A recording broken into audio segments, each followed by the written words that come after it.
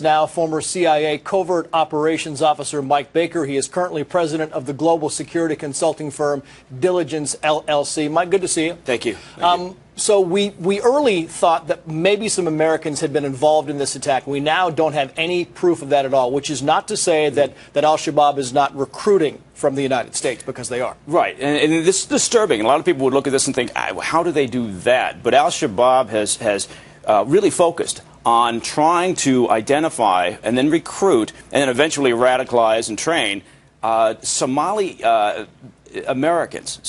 And they've been targeting, interestingly enough, depending on who you talk to, the Minneapolis community in particular. Maybe 40 to 50 Somali Americans have kind of taken the bait and eventually made their way over to Somalia, received training, been radicalized, and been involved in operations. And maybe half of those have come from the Minneapolis area. Well, and Minneapolis has the biggest U.S. Somali population in the country, but there was early word, we said, about Americans being involved because they had sent out some messages identifying possible Americans. I mean, that's odd. Well, it's odd until you look at sort of the history of al-Shabaab and also the growing use of social media by other elements of al-Qaeda and radical Islam in general. And they've been, I don't want to say they're sophisticated, that makes them sound a little bit too highbrow, but they know what they're doing, let's put it that way. They've been using Twitter until their accounts were shut down throughout the course of this attack. So, you know, when they're looking for people, I mean, what does this mean for us? This is really dangerous from a homeland security point of view. If they're successful, and they have been, in attracting these individuals who have U.S. passports, who know our culture, who operate well in our country,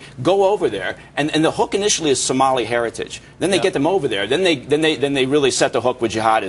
So this is a serious problem for us. They're also sophisticated in a way that when Jonathan was talking about it possibly was an attack against Christians or non-Muslims.